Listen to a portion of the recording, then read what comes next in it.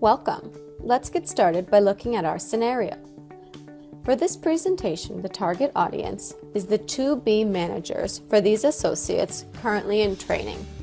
These learners are enrolled in a 4-week online training course that will prepare them to be insurance agents. Week 1, which has now been completed, focuses on Medicare basics and includes content such as the role of insurance agents, parts of Medicare, products and plans, and eligibility and enrollment. This class is being conducted online with a virtual facilitator. Let's now look at a class snapshot. Of 20 enrolled learners, 70% of the class is doing well on both summative and formative assessment. However, the other 30% rarely participate in the course activities, and when they do, most of their results are below average. In this presentation, we will share results of Week 1, including an assessment and process analysis. Then we will transition to possibilities for in-course corrections. We will seek to transform gathered information into actionable outcomes to improve the learning experience for the struggling learners, and offer possibilities for in-course corrections relating to activities, assessments, and learner engagement. To review, thus far in training, learners have focused on Medicare basics. Topics have been covered using a variety of activities, including guided workbook practice, classroom discussion, learner presentations, games, role plays, and a multiple choice assessment. Of the 20 learners, 14, 70% of the class, are doing well on both summative and formative assessment. These learners participate, display a positive attitude, engage with the class, and complete coursework. However, the other 30%, rarely participate in the course activities, and when they do participate, most of their results are below average.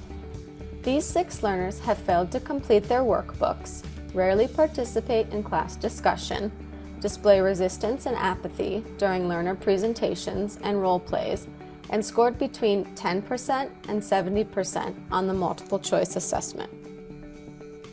Data has been gathered and a reflection done. Let's explore this. We begin with an assessment analysis. For this, data and analytics are the power players. We can analyze test results, look for correlations, cite trends, and identify pain points in a quantitative way.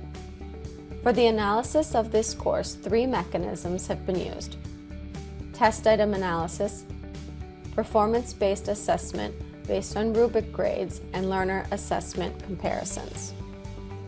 A test item analysis allows us to look at questions and patterns included in our assessment. A performance-based review allows us to look at learners' acquisition of knowledge and ability to translate that into performance. These performance reviews were created as learning-oriented assessments, which are defined as assessments where a primary focus is on the potential to develop productive student learning processes. Finally, a learner comparison of data between learners helps us identify trends, look to gain understanding, whether problems lie within learners or within the content. Now, let's look at the mechanisms involved in a process analysis. This analysis focuses on the process rather than the outcomes. To conduct this, we used 4 guiding questions. Was the course created and facilitated appropriately? Were the learning objects conducive to the audience and aligned with SMART objectives? Was diversity a major consideration and factor in the creation of activities and assessments? Was there enough diversity to account for different learning styles and types of intelligence? Were Chickering and Gerdsen's 7 principles of good practice for education used? The 7 principles, developed by Chickering and Gerdsen, changed how education providers and teachers facilitate learning and compromise a widely recognized formulation for good practice. Based on our assessment and process analysis, we have been able to reflect and make the following in-course correction recommendations. These are broken down into 2 categories: course and content, and facilitation. At the course and content level, I offer the following 3 suggestions. Add a learning object that occupies the 3rd tier of Bloom's updated taxonomy to connect the objectives in the 2nd and 4th and 5th tiers. Do a better job communicating high expectations for learners based on Chickering and Gamson's 7 principles. Find activities that are more appropriate for online learning as opposed to classroom learning, creating more appropriate diversity. At the facilitation level, I also offer 3 suggestions. Shift away from a sage on the stage facilitation model. A sage on the stage is a teacher-centric model in which knowledge is given and the sage teacher is active while students are passive. This can be difficult to move away from during online facilitation, but is even more important in virtual classrooms.